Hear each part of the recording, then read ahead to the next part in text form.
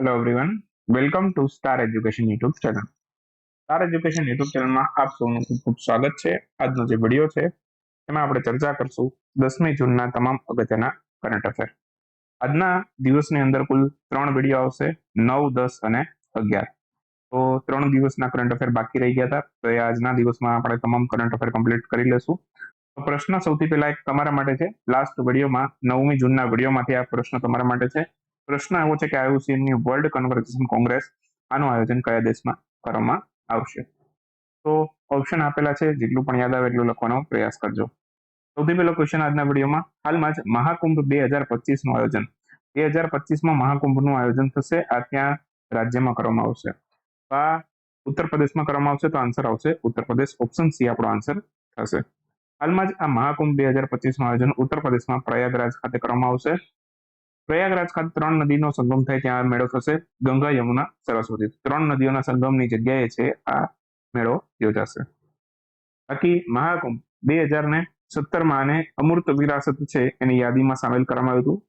અને મહાકુંભ મેળો છે પ્રત્યેક 3 વર્ષે યોજાય છે. ભારતના કુલ 4 સ્થળોએ આ મહાકુંભ મેળો યોજાય છે, રોટેશન બેઝિસ ઉપર થાય છે. તો આ 3 વર્ષે એક વખત થાય છે. 4 રાજ્યમાં કોનો સમાવેશ થાય છે? તો ભારતમાં કુલ 4 સ્થળે થાય છે. એક તો હરિદ્વારમાં ઉત્તરાખંડમાં થાય છે, ગંગા નદીના કિનારે. મધ્યપ્રદેશમાં ઉજ્જૈનમાં શિપ્રા નદીના કિનારે આ મેળો થાય છે. ઉત્તર પ્રદેશમાં પ્રયાગરાજમાં સંગમ નદીના કિનારે થાય છે. અને ત્યાર પછી મહારાષ્ટ્રમાં નાસિકમાં ગોદાવરી નદીના કિનારે મેળો થાય છે. ભારતમાં કુલ 4 જગ્યાએ આ મહાકુંભ મેળો થાય છે. દર 3 વર્ષે એક વખત થાય છે. અને એક જગ્યાએ એક વખત આયોજન થઈ ગયું પછી આનો વારો આવે 12 વર્ષે. બરાબર, કેમ કે 3 વર્ષ અહીંયા થયું, તો હવે પછી 3 વર્ષ પછી બીજી કોઈ સ્થળે આયોજન થાય. આ 4માંથી બીજા કોઈ સ્થળે આયોજન થાય. બરાબર, તો રોટેશન બેઝિસ ઉપર હોય, દર 3 વર્ષે એક વખત આયોજન થાય. બાકી યુનેસ્કોની ઇન્ટેન્જિબલ કલ્ચરલ હેરિટેજ સાઇટ આપેલી છે. કુલ આપણી પાસે અમૂર્ત વિરાસતો યુનેસ્કોમાં સામેલ હોય એવી કુલ 14 ઇન્ટેન્જિબલ કલ્ચરલ હેરિટેજ સાઇટ છે. 14 ના નામ આપેલા છે, આમાંથી કોઈ પણ પૂછાઈ શકે. જે અંતિમ આને મળ્યું હતું 2021માં દુર્ગા પૂજાને મળ્યું હતું, એ પછી આપણને એક પણ intangible cultural heritage site. UNESCO world heritage site કેટલી? 40. અને યુનેસ્કો વર્લ્ડ હેરિટેજ સાઇટ 40 છે, એમાંથી ગુજરાતમાં કેટલી છે? તો કે 4. ચંપારણ, પછી એક છે રાણકી વાવ, છે અમદાવાદ વર્લ્ડ હેરિટેજ સિટી, અને એક છે ધોળાવીરા. કુલ 4 સ્થળો છે જેને વર્લ્ડ હેરિટેજ સાઇટનો દરજ્જો મળ્યો ગુજરાતમાં. હાલમાં જ સંયુક્ત રાષ્ટ્ર પર્યાવરણ કાર્યક્રમ એની ઇન્ટર ગવર્મેન્ટલ નેગોશિએશન કમિટીની બીજી બેઠક કયા શહેરમાં થઈ છે? આની બીજી બેઠક થઈ છે કે હાલમાં જ થઈ હતી, અને હાલમાં ક્યાં થઈ છે? કે ફ્રાન્સના પેરિસ ખાતે થઈ હતી. તો આન્સર આવશે ફ્રાન્સનું પેરિસ. હાલમાં જ આની આ બીજી બેઠક છે, તો સૌથી પહેલી ક્યાં થઈ હતી એવો ક્વેશ્ચન પણ આવે. ઇન્ટર ગવર્મેન્ટલ નેગોશિએશન કમિટી એની સૌથી પહેલી બેઠક ઉરુગ્વેમાં થઈ હતી, અને બીજી અત્યારે ફ્રાન્સના પેરિસમાં થઈ.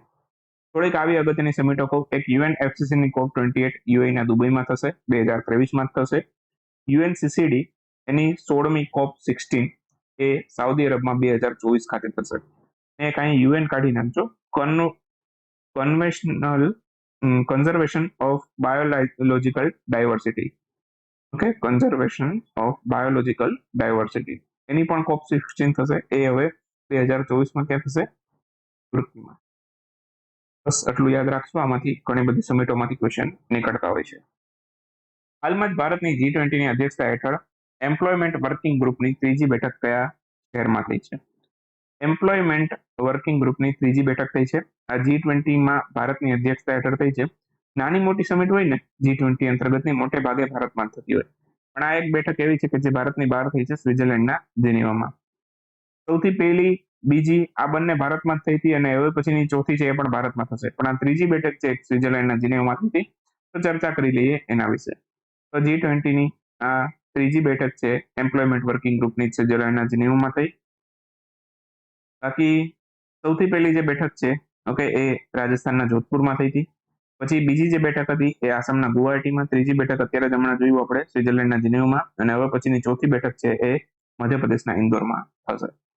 મારા ખ્યાલથી નવેમ્બર દરમિયાન થશે. હાલમાં જ એસસીઓ સમિટ, ઓકે, એનું આયોજન કયા દેશમાં કરવામાં આવશે? 2024ની એસસીઓ સમિટ. 2023માં તો ભારત અધ્યક્ષતા કરે છે, બધાને ખબર જ છે. 2024 ક્યાં થશે? તે કઝાકિસ્તાનની રાજધાની અસ્તાનામાં આયોજન થશે. તો ઓપ્શન સી આપણો આન્સર થશે. આવી કેટલીક તમને અગત્યની સમિટો છે હું અહીંયા યાદ રખાવું, જેમ કે G20ની જે 2023ની અધ્યક્ષતા છે ભારત કરે છે. 2024ની G20 બ્રાઝિલમાં થશે. એવી રીતે G7 સમિટ પૂછે તો 2023ની જાપાનના હિરોશિમામાં થઈ હતી. 2024ની G20 પૂછે તો ઇટલીમાં ઉગલિયા ખાતે થશે. ઓકે, 2023ની SCO ભારતમાં આ બધી રીતે કરી, કોઈ સિટીમાં આપણે આયોજન નથી કર્યું. 2024ની SCO સમિટ કઝાકિસ્તાનની રાજધાની અસ્તાનામાં થશે. 2023ની બ્રિક્સ સમિટ છે સાઉથ આફ્રિકાના ડર્બન શહેરમાં, અને એના પછીની 24ની બ્રિક્સ સમિટ છે એ રશિયાના કઝાન શહેરમાં થશે. આમાંથી તમારો ક્વેશ્ચન 100% કંઈક આવશે, આમાંથી એકાદો ક્વેશ્ચન તમારી પરીક્ષામાં 100% પૂછાશે. હાલમાં સંયુક્ત રાષ્ટ્ર પરિષદ એમાં નીચેનામાંથી કયા દેશને UN ઇન્ટિગ્રેટેડ ટ્રાન્ઝિશન આસિસ્ટન્ટ મિશનને 6 મહિના માટે એક્સટેન્ડ કર્યું છે? UN સિક્યુરિટી કાઉન્સિલ એમણે UN integrated transition assistant mission છે સુડાનમાં કુલ 6 મહિના માટે એક્સટેન્ડ કરી દીધું છે. તો આન્સર આવશે સુડાન. સુડાનમાં મિશનને એક્સટેન્ડ કર્યું છે કેટલા મહિના માટે? 6 મહિના માટે. ઓકે, બાકી ભારત સરકારે એક ઓપરેશન કાવેરી શરૂ કર્યું હતું. સુડાનમાં ભારત જે ફસાયા છે ભારતીય નાગરિકો એને ભારતમાં પરત લાવવા માટે ભારત સરકારે એક મિશન શરૂ કર્યું, નામ છે ઓપરેશન કાવેરી. એક ઓપરેશન કરુણા શરૂ કર્યું હતું મ્યાનમારમાં મોજા વાવાઝોડાથી થયેલ નુકસાનની મદદ માટે. એક ઓપરેશન દોસ્ત કર્યું હતું આપણે, એ તુર્કીમાં ભૂકંપથી જે પીડિત લોકો છે એને બચાવવા માટે, બચાવ દળ મોકલવા માટે ઓપરેશન દોસ્ત શરૂ કર્યું હતું. તુર્કી પછી મ્યાનમાર, હવે ઘણી બધી જગ્યાએ જ્યારે કોઈ દેશ મુસીબતમાં હોય ત્યારે ભારત બચાવવા માટે સૌથી આગળ હોય છે. હાલમાં ઉત્તર પ્રદેશના નવા ડાયરેક્ટર જનરલ ઓફ પોલીસ એટલે કે ડીજીપી કોણ બન્યું છે? આશિષ ભાટિયા આપણા ગુજરાતના છે અને ઉત્તર પ્રદેશમાં બન્યા છે વિજય કુમાર. ઓપ્શન સી આપણો આન્સર થશે. ઉત્તર પ્રદેશમાં નવા ડાયરેક્ટર જનરલ ઓફ પોલીસ તરીકે વિજય કુમાર નિયુક્ત થયા છે. ઉત્તર પ્રદેશનું એક કતર્નિયા ઘાટ વન્યજીવ અભયારણ્ય ચર્ચામાં હતું, ત્યાં બીજો ડોલ્ફિન રિસર્ચ સેન્ટર ખુલશે એટલે ચર્ચામાં હતું. બરાબર, અને મહારાજગંજમાં એક ગીધ માટેનો સંરક્ષણ વિસ્તાર પણ બનાવવામાં આવશે, તો એ પણ ચર્ચામાં છે. અને બાકી સૌથી પહેલો ડોલ્ફિન રિસર્ચ સેન્ટર પૂછે તો એ વિક્રમશિલા બિહારમાં બનાવેલો છે. ગુજરાતના ડીજીપી પૂછે તો એ આશિષ ભાટિયા છે, એને પણ યાદ રાખી લેજો. હાલમાં જ global container port performance index, એમાં આ ઇન્ડેક્સ પ્રમાણે ભારતનું સૌથી કુશળ બંદર કયું છે? તો પીપાવાવ જે ગુજરાતનું બીજું ખાનગી બંદર છે એ આમાં ટોચના સ્થાને રહ્યું છે. તો ઓપ્શન ડી આપણો આન્સર થશે.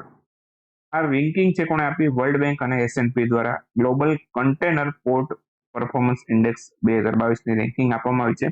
ભારતનું સૌથી કુશળ બંદર બન્યું પીપાવાવ પોર્ટ. ગુજરાતના અમરેલીમાં આવેલું છે, બીજું ખાનગી બંદર છે. સૌથી પહેલું ખાનગી બંદર પૂછે તો મુન્દ્રા છે.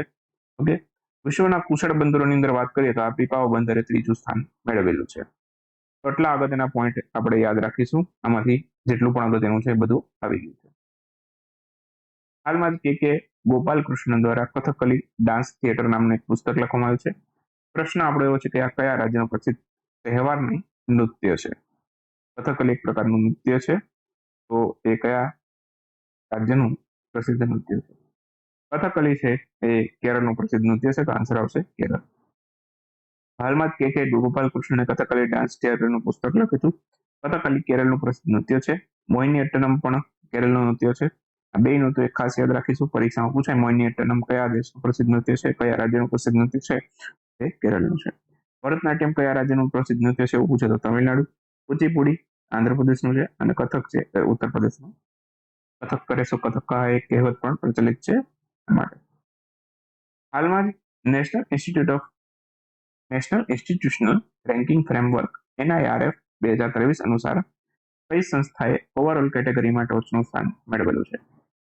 તો ટોચનું સ્થાન મેળવ્યું છે આમાં હાલમાં જ આ રેન્કિંગમાં IIT મદ્રાસે આમાં ટોચનું સ્થાન મેળવેલું છે. બીજા ક્રમ પર ISC બેંગ્લોર છે અને ત્રીજા ક્રમ પર IIT દિલ્હીએ સ્થાન મેળવેલું છે.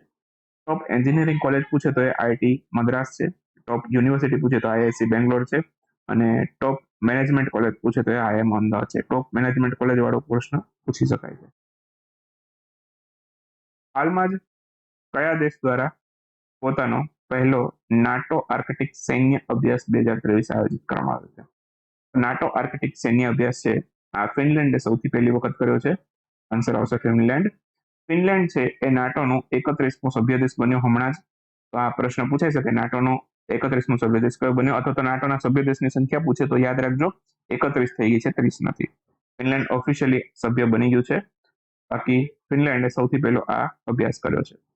નાટો સમિટ 2023ની એ ક્યાં થવાની છે? એ લિથુએનિયામાં થવાની છે. 2023ની નાટો સમિટ છે લિથુએનિયામાં થશે, વિલ્નિયસ ખાતે થશે. અને નાટોનું પૂરું નામ પૂછી શકે, નોર્થ એટલાન્ટિક ટ્રીટી ઓર્ગેનાઇઝેશન. નાટોનો આર્ટિકલ 5, નાટોનો આર્ટિકલ 5 શું કહે છે કે કોઈ એક દેશ વિરુદ્ધ હુમલો થશે તો આખા નાટોના તમામ સભ્ય દેશ વિરુદ્ધ હુમલો થશે એવું માનવામાં આવશે ને આ તમામ દેશો મળીને જે દેશ પ્રહાર કરશે એના ઉપર સામો વળતો જવાબ આપશે. આર્ટિકલ 5 એવું કહે છે. અત્યાર સુધીમાં આર્ટિકલ 5 એક જ વખત એક્ટિવ થયો હતો, 2001માં અમેરિકા ઉપર હુમલો થયો તો ત્યારે જ નાટોનો આર્ટિકલ 5 એક્ટિવ કરવામાં આવ્યો. બાકી નાટોની સ્થાપના 4 એપ્રિલ 1949માં, એ પણ યાદ રાખીશું. ચલો થોડાક ઓનલાઈન ક્વેશ્ચનનો અભ્યાસ કરી લઈએ છે. હાલમાં જ ટાટા ગ્રુપ દ્વારા કયા રાજ્યમાં લિથિયમ આયન સેલના નિર્માણ માટે ગીગા ફેક્ટરીનું નિર્માણ કરવામાં આવશે? તો આ ટાટા ગ્રુપ ગુજરાતમાં કરશે. હાલમાં જ ભારતના કયા ખેલાડીએ જર્મની સાથે આયોજિત બહાનેન ટૂરની સાયકલિંગમાં બ્રોન્ઝ મેડલ મેળવેલો છે? તો એસો એલ્બન નામનો ખેલાડી છે. એલ્બન નામનો ખેલાડી. આ નામ થોડુંક વિદેશી લાગે પણ આ અંડમાન નિકોબારના ખેલાડી છે એટલા માટે એવું લાગે છે. ભારતના એસો એલ્બેને આ ટુર્નામેન્ટમાં બ્રોન્ઝ મેળવેલો છે. પ્રશ્ન પૂછી શકે કેમ કે સાયકલિંગમાં અત્યાર સુધી આપણે બહુ ઓછા મેડલ મેળવી છે, તો અહીંથી ક્વેશ્ચન આવી શકે છે. હાલમાં 2026ના કોમનવેલ્થ ગેમ્સનું આયોજન કયા દેશમાં કરવામાં આવશે? વિક્ટોરિયામાં થશે, જે ઓસ્ટ્રેલિયામાં આવેલું છે. હાલમાં જ international day for fight against illegal, unreported and unregulated fishing.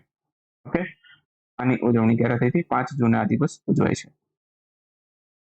તો આન્સર આવશે 5 જૂન. બેલ્જિયમ ખાતે આયોજિત રાઇડર્સ કપમાં કયા ભારતીય ખેલાડીએ 2 ગોલ્ડ મેડલ મેળવ્યા છે?